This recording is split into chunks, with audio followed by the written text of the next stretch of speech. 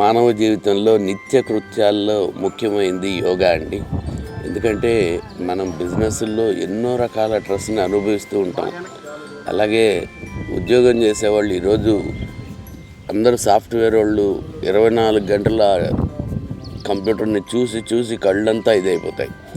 అందుకోసమే ప్రతిరోజు ఉదయం లేవగానే ఈ యొక్క యోగాని చేస్తే వాళ్ళు ఆ రోజు రిలాక్స్గా ఉంటారు.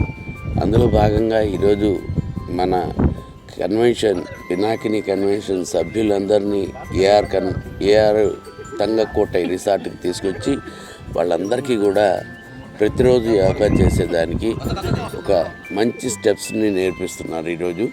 అలాగే ప్రతిరోజు వాళ్ళని చేసుకోమని కూడా చెప్పడం జరిగింది.